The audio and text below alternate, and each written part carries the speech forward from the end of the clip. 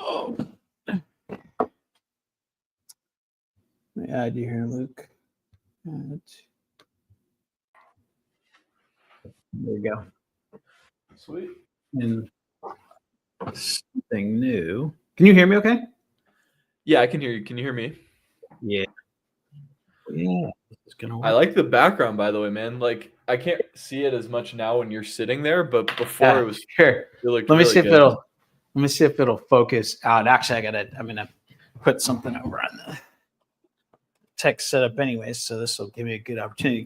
Does it refocus on the? Yeah, it's focused up back. Yeah, now. I can see it. I'm gonna stay out of the way for it. Yeah, dude, we got like 6. I mean, you can just see on the top of the fence, right? Like it was probably 5 or 6 inches last night, but it's just I don't know, looks pretty. We haven't had much snow here this year, so like. I mean, at least down here, like it's fun. I just said to Beth the other day, I was like, man, we may get away with like not having to shovel the driveway, this year. And then this happens. And I could show you my driveway. I was showing the team my driveway this morning. I was like, well, it's time to get the teenage boys out there and start going to work. That's crazy that it's been this long without you having to shovel the driveway yet. Like we've had a lot of snow here so far. Yeah, nothing even close. And typically, even in the winter, like even a few days, right? Because but you still gotta it'll come, it'll dump like that, and that's what this is. So like this, like I looked at our forecast, I was like, let's see if we have to shovel driveway or if it'll be warm enough the next day or two, and it's gonna be like in the 20s, highs of low 30s, so it's gonna stick around. So it's gotta have to be shoveled. I made the mistake of thinking we didn't have to shovel out there because I was like, it's going to be warm the next couple of days. The sun will take care of it. And I didn't. And then it all turned into ice and then it just stuck for like 2 weeks. And yeah, it was a problem. And I have made that mistake and had to go out and basically chisel ice off the driveway with the shovel, which just my buddy Ben and roommate, he went out there and was chiseling it the other day because it was just straight ice on our steps. I learned that the hard way. We've only been in Boise for 7 years, so I've only had to deal with it for 7 years. But I've learned all those the hard way. So. All right, so we got the weather report. What are we talking today? That's pretty much how we always start things. Yeah, that's how we always start it. What did you title this? You titled it How to Scale a B2B Consulting or Services Firm Beyond Referrals, which is a question, it's a challenge we get from prospects and clients all the time.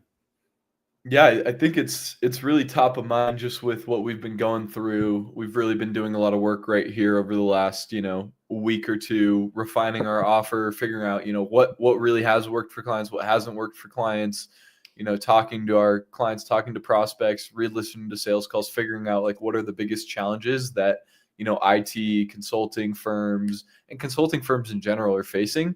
And it's really the same pain points. We just hear it over and over. And we've been hearing those pain points for the last, 2 years, Terrence. And so do you want to maybe take a crack at going over what those common pain points are? And we can start there. I think I'm even go back to even like a conversation I had today with our sales team and, Trag, who's on the forefront of doing SDR type calls, intro calls and whatnot. And what he is finding interesting degree of asking this question, and then I'll get to a second, and the success of our offer and them understanding is the client lifetime value, understanding what your client lifetime value is, and then all of a sudden ROI, everything that we do makes sense, right? And I'll get to that, right? So, typically the consulting, professional services, and everything under consulting, right? Consulting and professional services, but you'll be able to kind of figure out in terms of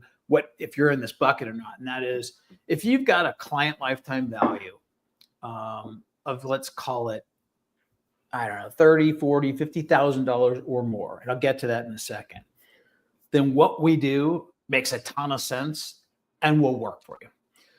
But let me go back to the client lifetime value thing, right? So it's like, okay, well, what is that, right? And if you're in professional services or consulting, that, typically if you get an opportunity to have a client do a good job, they're going to stay with you over as long as you're in that industry and providing that service, right? So it doesn't matter if you're in IT consulting, strategy consulting, HR consulting, anything under the consulting, even professional services, right? So like financial wealth advisors, M&A, like anything to where you're like, yes, right? Like that's whether because of deal size and or a combination of that once you get that client, they stay with you for a long period of time, and you can estimate what you as a business will make off of each client on average. So from that, and typically those type of folks, to get to the pain point part, are in the, hey, they've done good work, they get a lot of referrals, right? But everything really starts with that, lifetime value of a client, right? Because then you can start to understand, okay, well, what does it take? Whatever I do when the sales and marketing umbrella, under the sales and marketing umbrella, once I have that, once I know what my client lifetime value is, then I can kind of back into what a client acquisition cost I can afford, or what I can, start to determine where I'm going to put capital resources and then drive an ROI backwards of that. Now, for us specifically, get to the pain points. I know you keep asking me that, or you've asked me and I just haven't answered yet. But specifically, right, like once you understand that you have a high client lifetime value. If someone came to us and said, hey, Luke, can you help us? Like, okay, great. Like, let's talk through your client lifetime value, right? And it's $10,000, or a service that's, used for a year and they make $10,000. We'd be like, no, this is not going to work for you. It's just not. You're probably in more of a transactional type business where typical lead generation might work for you. But this is really for, basically for driving relationships and deal flow in industries and services that are typically very relationship driven, that are not transactional, right? So I'm going to go back now, probably went over the map, but to your pain points, right? So it's typically firms who have done great work, who have grown by via referrals, word of mouth, leads from their own network, over time, that they built up over time, and it's been great, right? From some standpoint, because they've never really had to look into sales marketing aspects, or maybe they've tried different things. But the downside of it is that typically you're like, okay, you're feast or famine, right? You're like, hey, this is great. I got 5 RFPs on my desk. And then all of a sudden, like, you hit a dry patch and you're like, oh no. And then it's like time for coffee meetings with my network, right? Like, hey, how are things going, right? But there's no consistency in the ability to consistently build a pipeline of deal flow, right? And so that's a big one. So they're relying on, leads relying on like your network and referrals to grow your firm. You can't do it. Like you just get to a point where you're like, okay, it's not something that scales, right? What's another pain point? Maybe you can give me one that's just a big one because it's top of mind. But what? Yeah, I think one of the biggest ones that, as I've been digging deep into a lot of like our clients and our prospects and past conversations we've had, one of the big ones that keeps coming up over and over for me is feeling lost in terms of what to do when it comes to a sales and marketing strategy, because these firms that you've talked about, they get to the point where they through their network, through referrals, like you've mentioned, they tap into that, and eventually they then want to either start scaling quicker, or they tap out their network. And so then they're looking for, what is the solution to that? And so then they try different traditional sales and marketing tactics. They try outbound, they try SEO, they try content, they try all these different things. They try working with marketing agencies, hiring sales reps, they try hiring marketing folks. And there is not a single client that we've talked to, Terrence, over our time in this business in the IT space that has been successful with any of these methods. Like, that is genuinely not an exaggeration. I cannot think of one that has told us, yes, we had great success with outbound, or we had great success hiring a salesperson, slapping them on the ass and telling them, go get it. Like, we have not found a single one yet that any of those traditional sales and marketing Legos has worked for. And so one of the biggest pain points that I see is just this like confusion. It's like, I've been told to try all these different marketing tactics. None of them have worked for my industry. So now I feel burnt. I feel jaded. I feel like nothing's going to work for me. And now what do I do? Like, what do I do? That is one of the huge pain points that I see. It's like this, it's just this confusion. It's like, if none of these things work, how do I grow? How do I build more of these relationships? I think there's two parts of it. One, which is kind of what I said, which is the first pain point, which a lot of those firms like have a high lifetime value, do good work, get referrals, have good word of mouth. And they get to a point where either they've hit that feast and famine cycle, the famine part of the cycle, and then try and figure out, hey, what's a marketing Lego I can pull, or a sales Lego I can pull to fill that void. Or they say, you know what, I got to scale my firm beyond just relying on referrals and network leads, et cetera, right? And to go out to an open market where there's plenty of, different options when it comes to the sales and marketing logos. You mentioned a couple, right? Like hiring a salesperson. Oh, I'll just hire someone to replace myself, which never happens.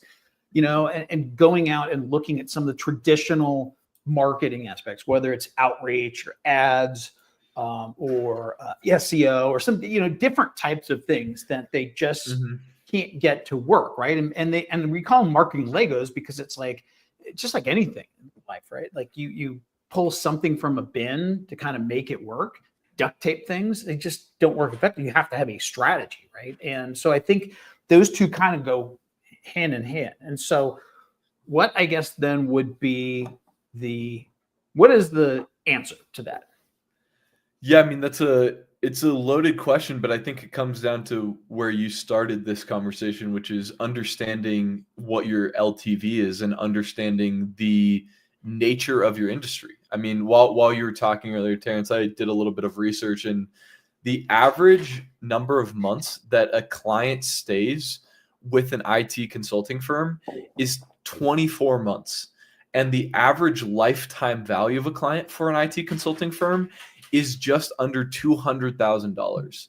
And for many of the clients that we talk to, it's even higher than that, up into the million range, and clients are staying for 5 years, 10 years. Like, we've even met people who've had the same clients for 20 to 30 years. And so I think the solution comes down to understanding that nature of the business. Like, it's high LTV, it's high trust, it's high relationship, it's high skill. I think that is a key thing. Like, in a high skill industry, the solutions that most IT consulting firms provide, they're technical, they're complex, and it requires a level of believing that you are that expert before I'm going to trust you to come in and solve this issue for me. And so if we can understand that nature of the industry, it makes complete sense that none of the traditional sales and marketing Legos would work for you, because everything that I just mentioned, the high LTV, the amount of time clients stay, it being very high perceived skill, like it's complex, all those things, none of that is you're not going to be able to convince a prospect of any of that, build that relationship, convince them of expertise using cold email or using any of the traditional marketing methods. It's just not how it works. It works by building genuine human-to-human relationships and convincing them of your expertise over time, providing value to them, building trust with them, and then being in the right place and having the right relationship established when they have the need that meets what you can offer. Like, there's no way around that. There is absolutely no way around that. But there are ways that you can accelerate that process. I think I want to turn it over to you. I would jump on it. Mm-hmm.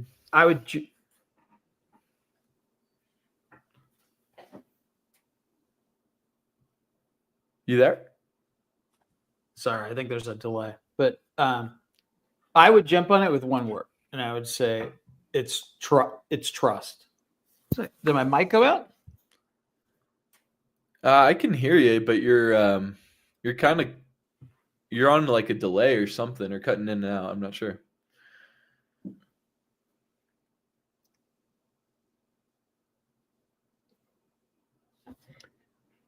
Well, you know me, I'll drop a few expletives or expletives, so maybe them self-imposed. But I'll try and work with it. But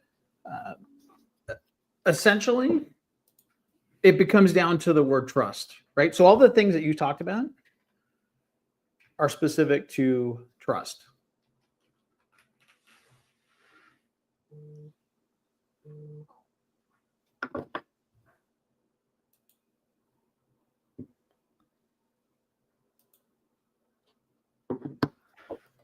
Can you hear me? To all the viewers out there, anybody who's watching, looks like we're having some technical difficulty here.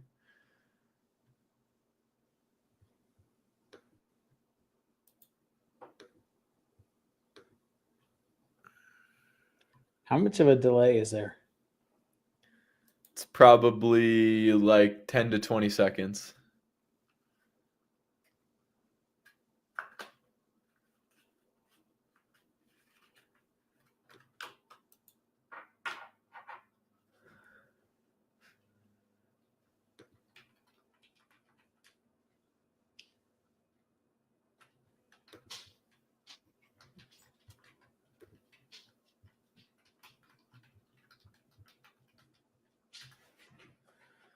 Okay. Let's see if this is better. Can you hear me now? Yeah, I can hear you. Is there less delay? Yeah, I figured out what it was. The AirPods didn't play nice. So, perfect. Okay. All right. So it comes, I know you said the trust thing, right? Like everything you said really comes to trust, right? And that's probably why you've grown your firm, whether it's IT consulting, right? That they're going to entrust you, financial management, any high level consulting and professional services business has to have a high degree of trust. And you can't go out to a cold market via paid ads or, or cold outreach, whether it's on LinkedIn and expect to just get that inherent trust that you would from getting a referral lead or someone from your network or whatnot. So like trust is like the biggest thing. And so when you have this high lifetime value, high client lifetime value, and this understanding that you need to build trust, a lot of those transactional marketing tactics, sales tactics are not going to work. And especially like I'm even thinking of hiring the sales guy. That sales guy isn't going to have even if you're trying to build a business, isn't going to have the same inherent level of expertise and trust that you may have. And it just does, there's a complete disconnect, I think, from, the transactional typical marketing activities. And I think a lot of it revolves back to the trust that's involved with what you talked about. It's like IT consulting and high client lifetime value, and I just think that's a huge part of it, right? And then really that's a huge part of how we built our process backwards from that. Yeah, 100%. Because I mean, when we first entered this industry, I think we had a sense that it was, this relationship-based industry, and that it was, I think we had a general idea of that. But until we've been in it, working like boots on the ground with IT firms every single day, trying to build out these growth engines, it took us doing that every single day for years, focusing on this industry specifically to understand how extensive it is. Like it is not an industry where traditional sales and marketing tactics are really ever going to work. Like you might get lucky every once in a while and get one to work, but there's no substitution is what we found for relationships and for building that trust over a long period of time. I think you coming back to that trust point is so key because, what is one of the most important things to a good relationship? It's trust. What's one of the most important things to get somebody to actually, make that lab out. Keep going. Yeah, make that buying decision. It's trust. Like trust is everything in the consulting industry. That's why companies like McKinsey and Bain and all of them over the years, as they've grown and scaled, they spend so much money on building out their brands, building out that, that presence in the market. It's because that presence in that brand is a substitute for trust at scale. Like, when you're working with a McKinsey or you're working with a Bain, you pretty much know what you're going to get from them because they have built this reputation and this brand over and over and over again. And so like Hormozy always talks about how brand is what you associate something with. And so like when you think of McKinsey and Bain, you associate them with that like natural built-in trust. But for smaller, IT firms or smaller consulting firms, we can build that trust in a different way. And that trust is built on a human to human like relationship level. And so if you are that founder that's lost in that like sales and marketing maze, trying these different sales and marketing Legos, I think really the harsh reality is there is no substitute for the relationships that you've built up to this point. Like there are ways to do it at scale and there are ways to make it scale, but there's no substitute for it. Like you can't get away from that. So let's get to the how do we fix it, right? Like how do we fix it? How can someone who's watching, who is in a B2B consulting, professional services, whether they're IT consulting or another, right, that has a high client lifetime value. And again, just for a definition, let's call a high client lifetime value of 30,000 or more. Frankly, I would say probably 50,000. But just so maybe we'll just have a range as to a minimum, $30,000 to $50,000 or more. What can they do, right? And I want to preface this again by saying there are only three ways, aside from referrals and network leads and kind of word of mouth. And there are only three ways to get new clients. There's putting out content, right? Because things like on YouTube, like this is streaming to YouTube. LinkedIn is obviously a huge one, right? Most of our clients, in fact, all of our clients, their ICP is on LinkedIn. But putting out thought leadership content, right, and having organic lead flow come in through that. The second is using cold outreach.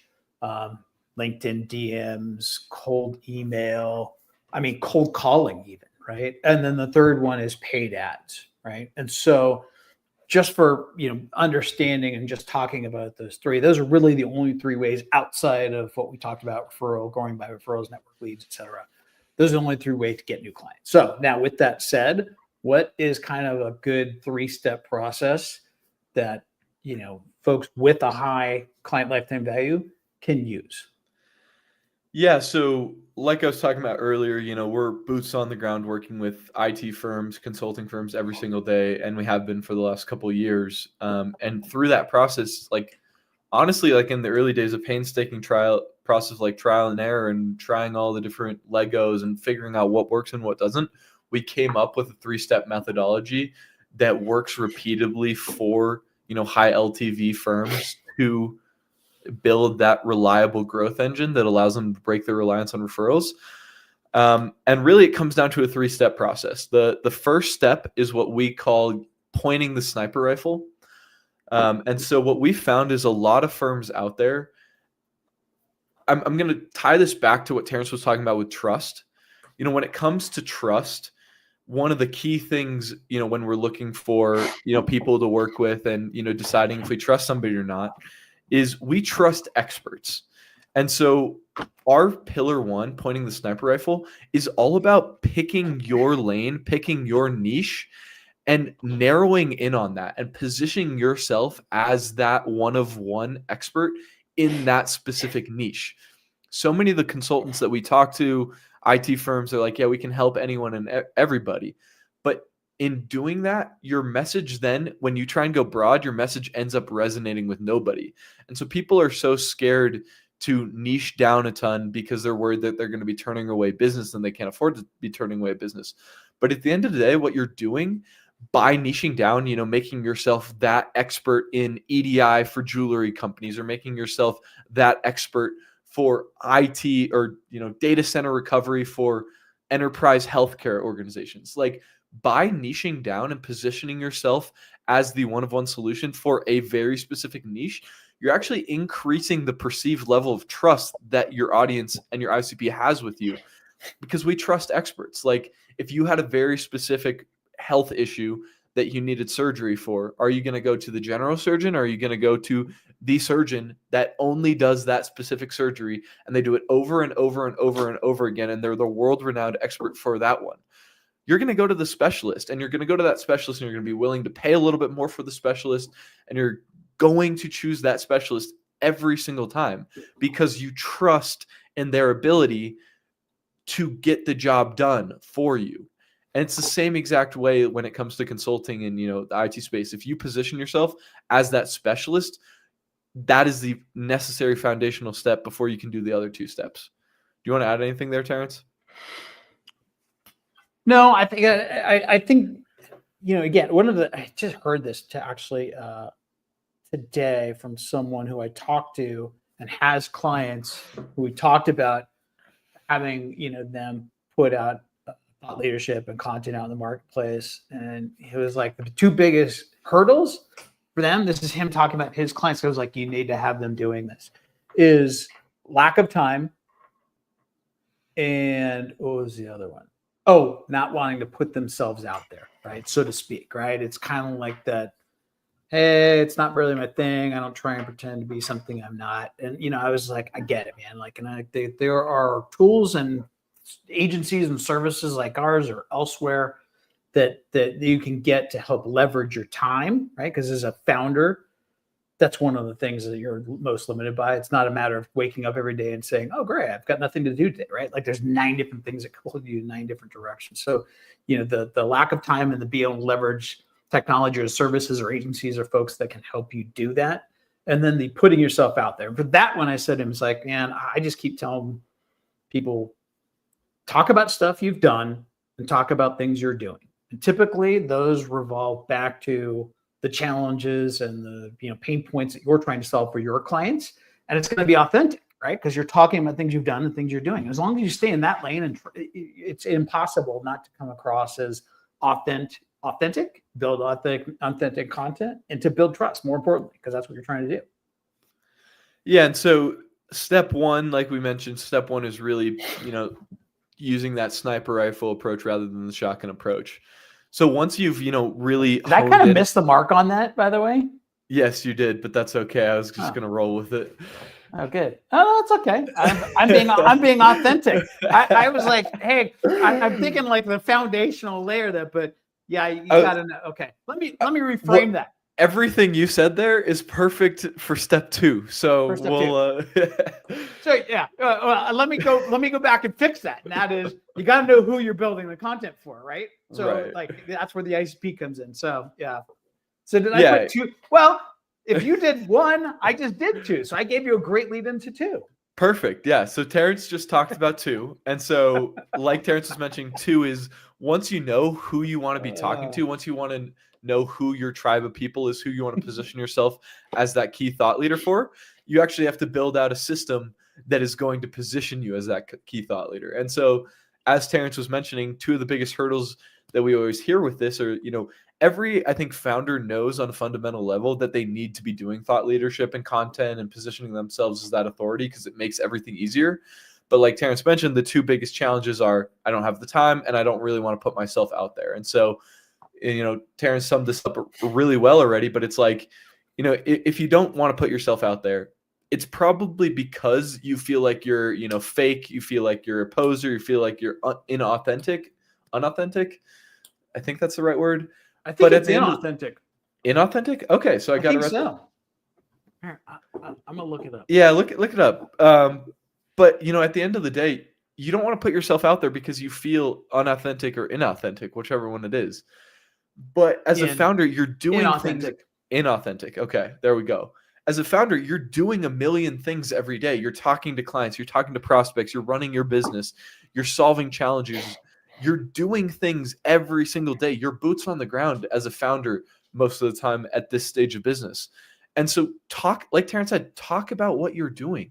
Like just sit in front of the camera like Terrence and I are doing right now and talk about what's top of mind, talk about what you're doing, and then build a system that leverages it so it's not based on your time to be able to, actually put it out there. Because once you know your lane and once you know who your ICP is, like from step 1, you have to be consistently putting out this thought leadership and building your tribe of people and building your audience as step 2. Like that is a absolute requirement for everything else because it makes all other types of marketing easier if you are that authority, if you have that built-in trust, if you have that authority engine.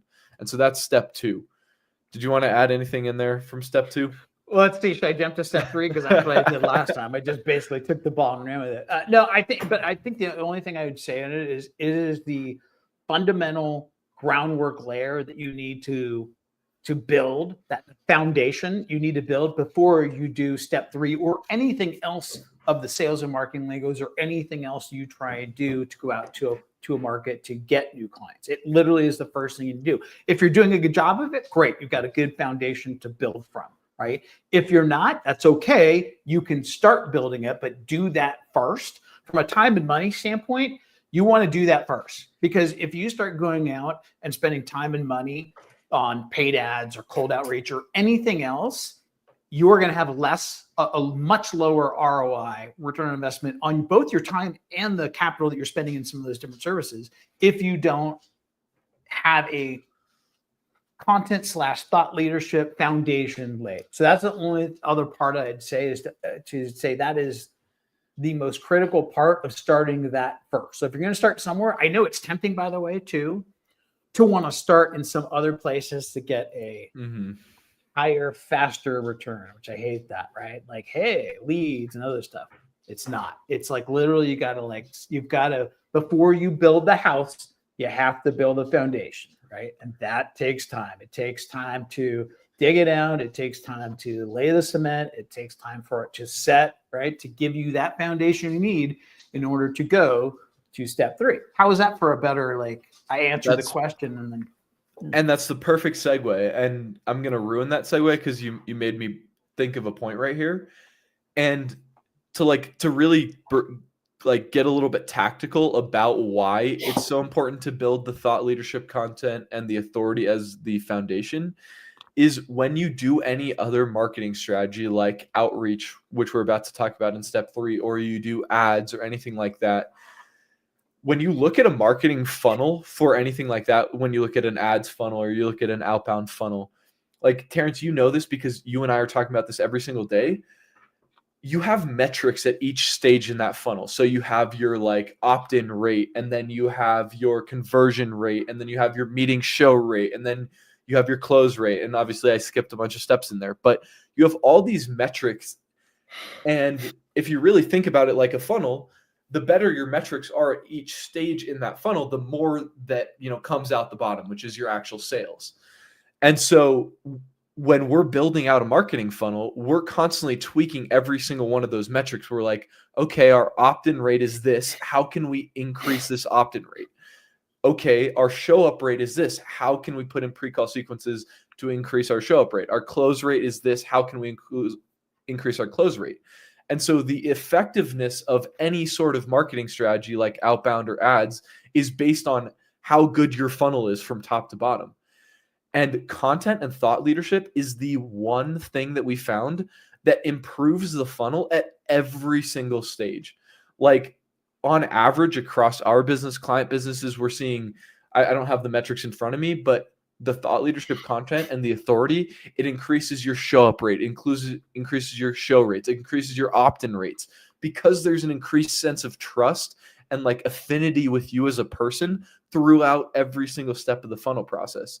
And so if you can build that first, it's going to make whatever you do next 100 times easier, because then you're not going to be sitting there a ton of time trying to figure out what's wrong with your opt-in rate or your conversion rate or your show rate, because it improves every single one of those.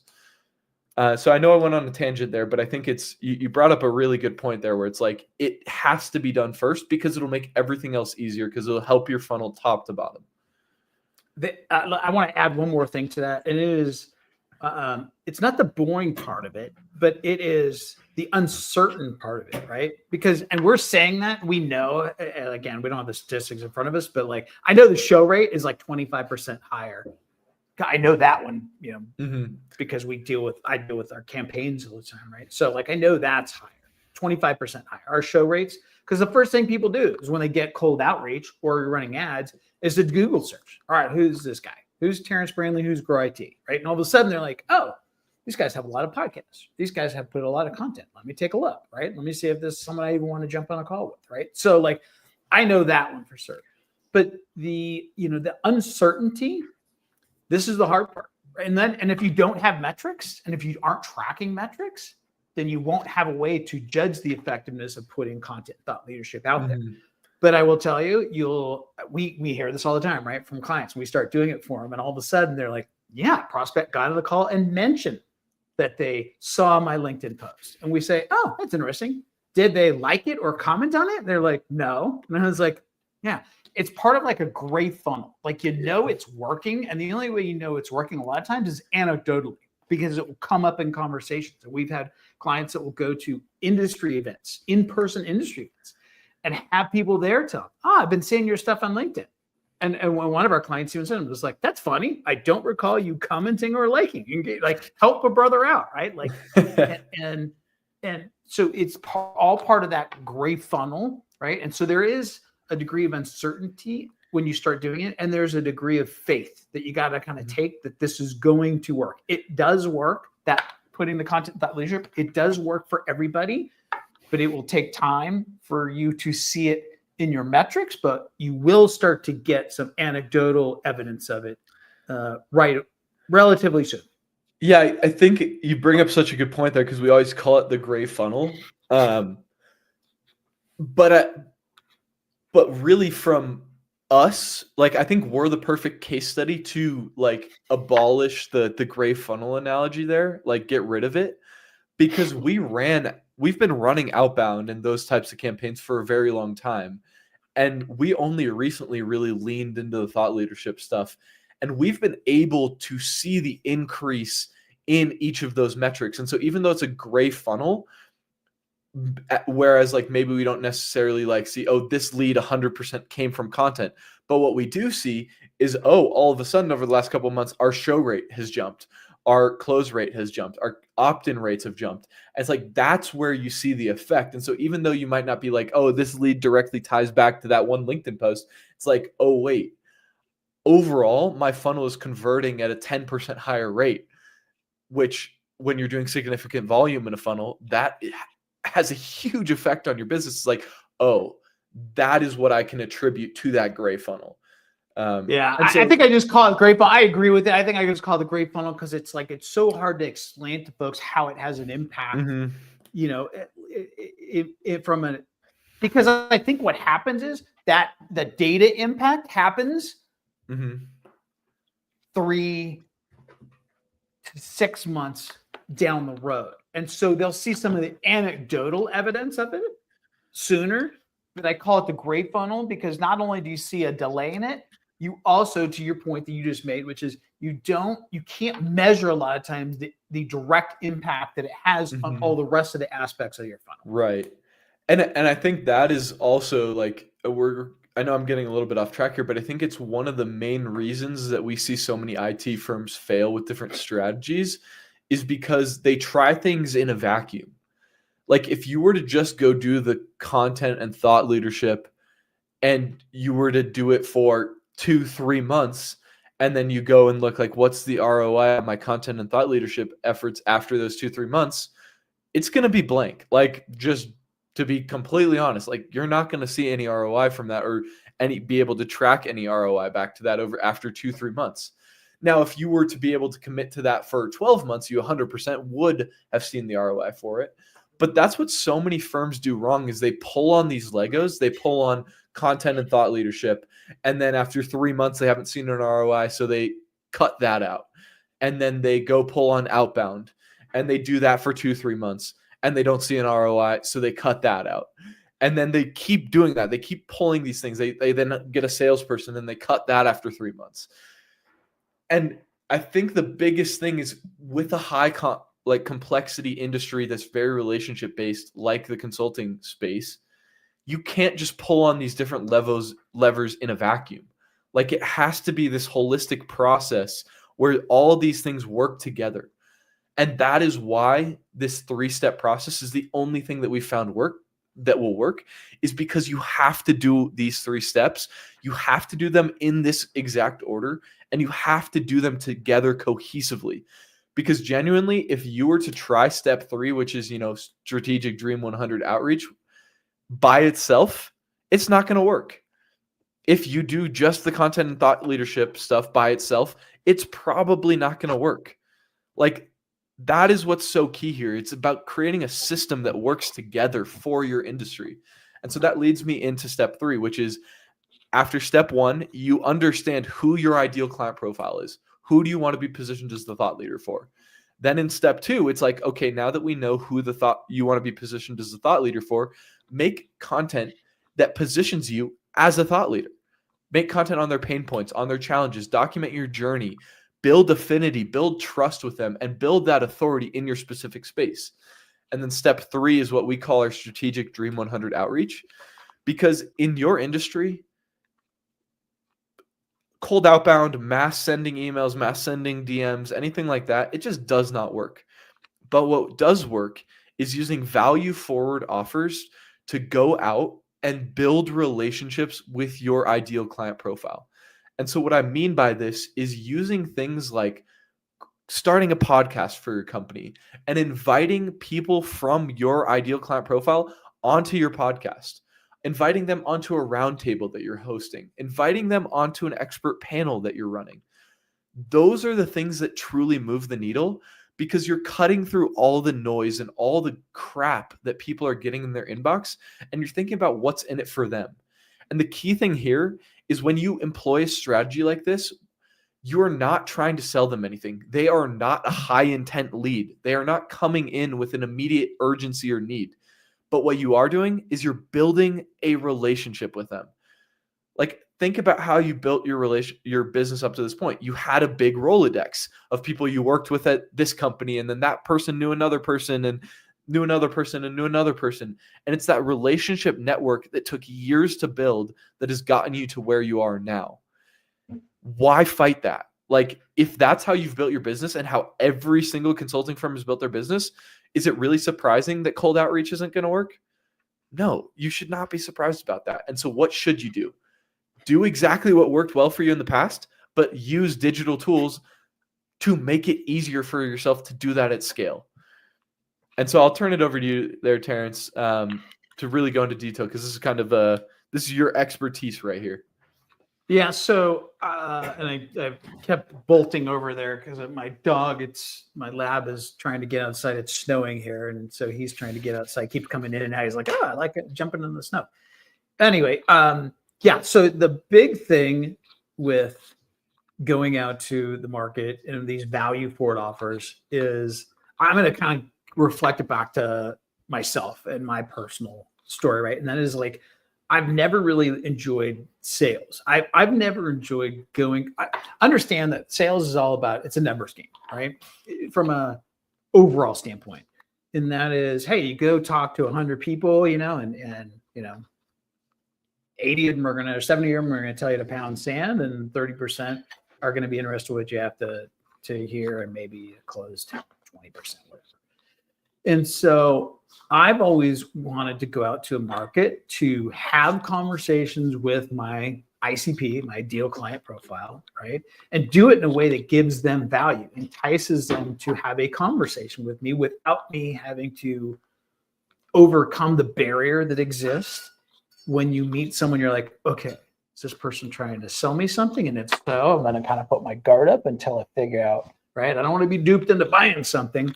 Right. And so for me, I've always built my demand gen, right? So fill the top of the funnel with value forward offers to go out to the market that says, hey, I'm thinking about you first. What can I give you to have a conversation with me? Because that is way more important to me, right? To even find out if there's even anything there, right? If there's a problem to fix.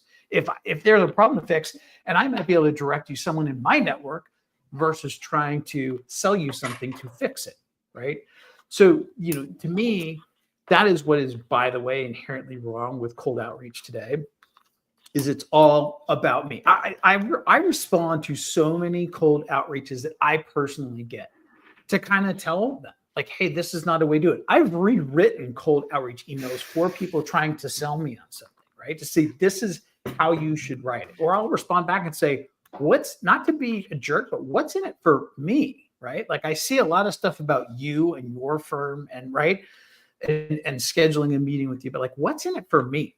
And so to me, that's where you've got to start with. And you mentioned it, right? Like even just saying, hey, I'm going to start a podcast.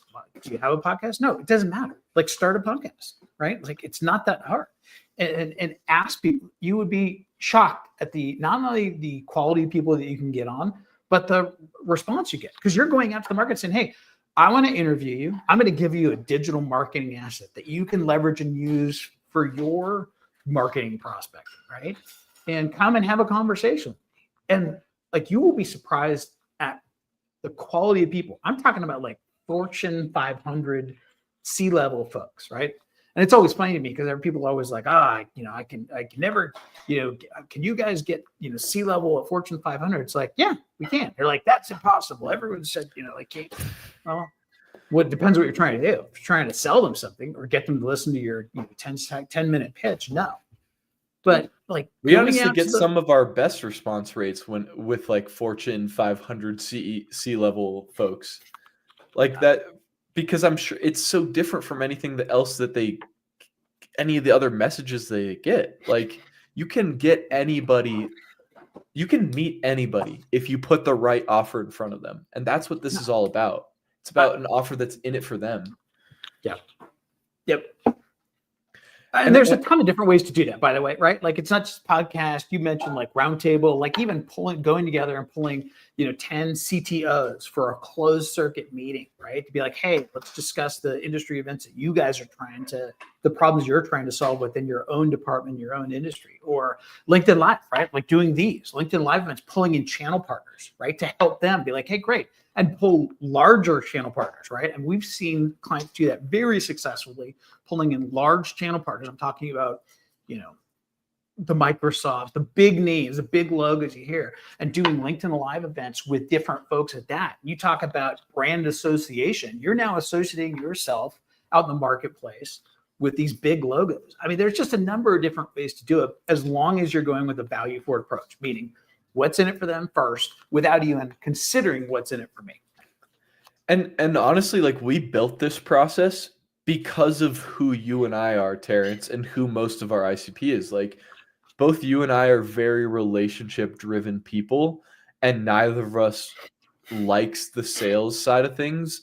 Like my skin crawls when I hear the traditional like sales techniques and hard closes, and like I hate that. I've tried to do some like sales trainings, and like I've tried to implement that stuff in like myself and my sales skill set. And as soon as I say it, I'm like, oh, I hated that. Like I hated that. I don't want to be hard closing people. I don't want to do that. And most of the founders that we've worked with over the years are in the exact same boat as us. And that is why this process works so well, is because you're not trying to don't think of people that come into your ecosystem as a lead. Like I think we need to get rid of the term lead in the consulting industry, and we need to think of it as purely relationships. Like when you pull somebody onto your podcast, that is somebody that you get to build a relationship with. And like if you hit it off with them, and you're not going to hit it off with everybody, but you're going to hit it off with a good chunk of them. If you're a good relationship driven person, if you hit it off with them, then that's somebody that you can call up at any time. That's somebody who you can continue building the relationship with. That's somebody you can go grab a beer with if you're in the same city as them. Like all these things, this is the key. Like this is how you're going to scale your consulting firm. It's through building more of these relationships, not through thinking of everybody as a lead and treating them as transactional. You cannot treat people as transactional in the consulting industry. Like there is no such thing as a lead in consulting. It is purely relationships, and you have to build that relationship. And this is the best way to build more of them at scale. Like start a podcast. I promise you can get your ideal client profiles onto your podcast and start relationships with them. I was just thinking of one of our clients, right, that is in consulting. I have to be careful how I say this, but like let's call it let's put it this way. And they're in consulting, IT consulting. And they using this process, this is he said like he's got like 30 like CIOs that he now has a relationship with, to the point where he's basically said he could text or call them today and they would pick up and they would return his call, right? Like 30 CIOs of large firms, right? Like that's a specific example that he's done. And he's done this over the course of the last almost year, right? With us. But like, again, from at least from a tangible standpoint to how that translates. And frankly, the way that you described it, Luke, is perfect. I think most people, as I was sitting there listening to it, people out there that are in B2B consulting over in professional services would listen to you say that and be like, yeah, no duh. Like that doesn't work. Like transaction, like I just want to get into more conversations with my ICP. And the message we have is you construct these different value forward offers. You can do that, right? Mm-hmm. I mean, it's so logical when you think about it, but it goes against all of the traditional sales and marketing wisdom, which is like, and I mean, it just goes against the whole like funnel that you build out. It goes against like lead, qualify them in or out, qualify them hard. Do they have money? Can they afford me? Like, do they have the pain point? And if they don't check all these boxes, then we reject them and we get them out of here because it's not worth our time to talk to. And in like a transactional business, that's 100% the right way to do it. Like when you're selling transactional services, low ticket services, you don't have time or the LTV of a client to waste time talking to people who aren't qualified, don't have the pain point, don't have the money. Like that is not worth your time. But the consulting industry is relationship driven, high LTV, long sales cycles, complex. It's completely different. Like you are not going to find leads that come to you on a silver platter, have the pain point that you need, are in the perfect part of their budget cycle to afford what you're doing. Like, I'm sorry to break it to you. That shit is not going to happen unless it's a warm referral lead. Like, it's never happened. If it is a warm referral lead, that is a completely different story. And we're not saying to stop going after those referral leads because obviously the referral leads are how you've built your business. It's the best way to grow. But if you want to build a reliable growth engine that builds these new relationships every single month that you can start building that relationship with, this is how you do it. You start a podcast, you start a weekly LinkedIn Live event, you start a monthly roundtable or something, and you invite your ideal client profile onto that, and you build genuine human-to-human relationships with them, and you put this transactional bullshit out of your head like everybody thinks that they should be doing. Like, it's not one size fits all.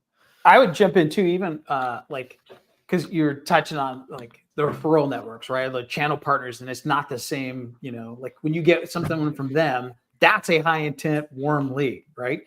And I would also say, right, and you know, both, we've had clients use this successfully to get more channel partners and to drive more effective channel partnerships from their existing channel partners, right? So like it works not only for direct prospects, but channel partners, referral partners that you were probably used to in the past. So if you looked at it and says, well, I'm not sure if it's going to take too long to go to direct prospects, like, okay, just use the same format we described, right?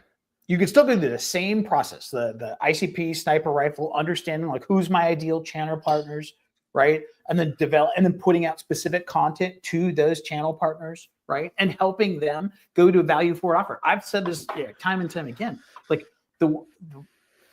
I'm waiting for someone to go to a channel partner and go to their sales force, because the sales force is the ones that has boots on the ground every single day. They are talking to end use clients every day. But to go out to a channel partner and get their sales force and go to them and say, hey, I want to have you on my podcast. They can create a digital asset, marketing asset that you can use, right, to position yourself as a niche expert, you know, et cetera. And to do that and to leverage across multiple people in that channel partner, right, those salespeople, man, salespeople talk like you wouldn't believe. That to me is going to be the fastest, most effective way to start driving warm lead flows if you can. But anyway, I just wanted to touch on that just because I think it gives people an opportunity to be like, hey, great, I can use the exact same process for channel referral partners to go out, not only go out to find them, to put out the content, and then develop relationships with those in concurrent with going out and doing the same thing to a direct market. And you know what, you really triggered something like in my brain here where I'm thinking about it. It's like, you know, you and I plus Ollie have talked to 600, 700 consulting firms over the Yeah, last year easily. or two, easily. If we had to boil it down to the number one indicator of like how successful a consulting firm is, I would say it all comes down to how many relationships do they have. Like the $10 million consulting firm doesn't have any better of a sales and marketing process than the $3 million consulting firm. The only difference is the $10 million consulting firm either had more relationships to start and had a bigger like relationship and network that led to all their deal flows, and now they get referrals from each of them, and so it's like this bigger net that got cast. Or the $10 million consulting firm has just been in the business for longer, and so they've had more time to build more relationships, whether it be relationships with your ideal client profile, relationships with potential referral partners, whatever it may be. The number one indicator of success for a consulting firm is the number of relationships that they have, in my opinion. And so this methodology that we're talking about, it is the number one way to increase the number of relationships that you have with your ideal client profile and your ideal referral partners or anybody else that you want to build relationships with. Like if I told you that today you have a relationship with, you know, maybe 5 referral partners in your industry and you have a relationship with 5 CIOs at your ideal client profile. And I told you that a year from now, you could have a relationship with 20 potential referral partners in your industry and a relationship with 60 CIOs at your ideal client profile because you've had them on your podcast, you've provided them value, you've had follow-up conversations with them. What do you think is going to be a more successful firm? The firm with 5 CIOs in their Rolodex and 5 referral partners in their Rolodex, or the firm with 65 CIOs in their Rolodex and 20 referral partners in their Rolodex? Like, it's just logic. Like, it is straight up logic. Like, more relationships equals more success for consulting firms. I think I'm coming up with a new word: relationship gen. Relationship gen. I love it. Yeah. I love it. It is, right? Like, because it's Yeah. like you hear lead gen all the time, lead generation. You hear demand generation, right? Relationship gen.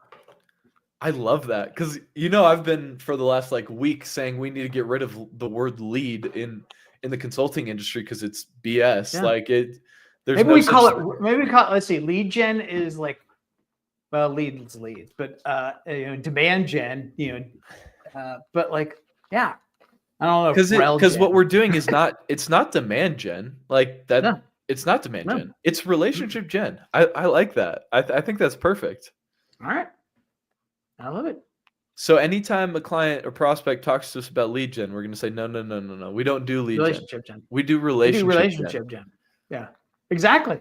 I love this. All right. I mean, I think, yeah, I think we need to stick on that point too of like, you know, as we were talking, it really hit me that it's like you cannot fail with more relationships. Like that is the key thing. Like when you put it as like, would you rather have 5 relationships with CIOs in your industry or 60? Like when you put it like that, it's obvious what the path to success is. Like there's no way this doesn't work for you. Yep. All right, let's put a bow on this thing and wrap it up for everybody. So I'll just right. The 3-step process is ICP, right? Sniper rifle ICP, whether that's your end use or your ideal client or your ideal channel partner or referral partner. So that's number 1. Step 2 is putting out content and thought leadership specific to the challenges and desired outcomes of that ICP, whether it's a channel partner or end product or end prospect. And then the third, step 3, is Luke. Oh, you froze on my screen. I wasn't sure if I lost you there. Step 3 is what we call relationship gen. And it's all about building more relationships with your ideal client profile, with your ideal referral partners, because there is no way that you can fail if you have more relationships with the right people in your industry. I teed you up for that one, man. I gave you a new term and I teed you up for it. I love it. I'm glad we're on the same page there. All right. Well, clearly we didn't script it. Okay.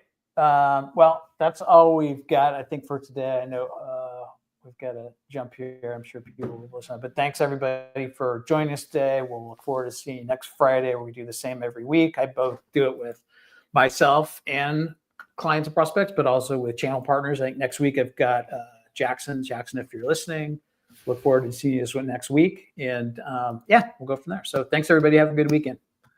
Have a good one, guys. See ya.